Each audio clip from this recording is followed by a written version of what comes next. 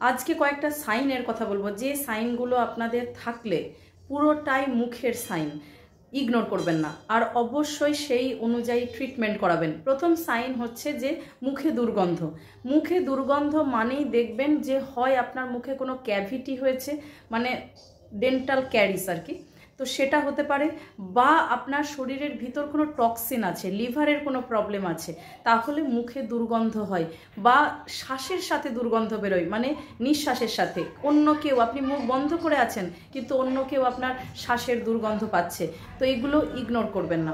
Number 2, আপনার জিভ white coated, মানে পুরো উপরটা সাদা রঙের, কিছু একটা লেগে আছে মনে হচ্ছে জিভে, তাহলেও আপনি ইগনোর করবেন না। তাহলে জানবেন যে আপনার গ্যাস্ট্রোইন্টেস্টিনাল সিস্টেমে কোনো না কোনো জায়গায় প্রবলেম আছেই। হতে পারে সেটা ডিসেন্ট্রি, ডায়রিয়া, সামান্য অ্যাসিডিটি, সেটাও হতে পারে। কেমন?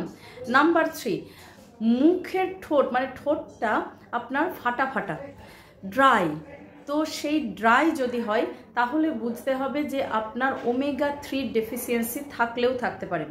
মুখের কর্নার, এই কর্নারগুলো ফাটা, বা ঠোঁটটাও ফাটা ফাটা হয়ে আছে, রক্ত বেরোচ্ছে, এরকমও অনেকের হয়, তাহলে ভিটামিন বি কমপ্লেক্স বা স্পেশালি বলতে পারেন ভিটামিন B12 ডেফিসিয়েন্সির জন্য এটা হয়। কেমন?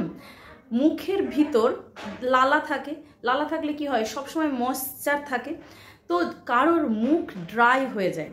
এরকম ড্রাই যদি কারোর মাউথ হয় তাহলে চিন্তা করবেন যে তার ব্লাড সুগার ইমব্যালেন্স থাকলেও থাকতে পারে। কারোর যদি গাম ব্লিডিং হয়, মানে মাড়ি দিয়ে রক্ত বেরোয়, এমনি এমনি রক্ত বেরোচ্ছে, তাহলে প্রথমেই চিন্তা করতে হবে যে ভিটামিন সি এর ডেফিসিয়েন্সি। তাহলে এগুলোর কোনটা আপনার ভিতর আছে সেটা একবার আইডেন্টিফাই করুন, আর সেই অনুযায়ী সাপ্লিমেন্ট নিন বা খাবার চেঞ্জ করুন, কিন্তু ইগনোর করবেন না। কেমন?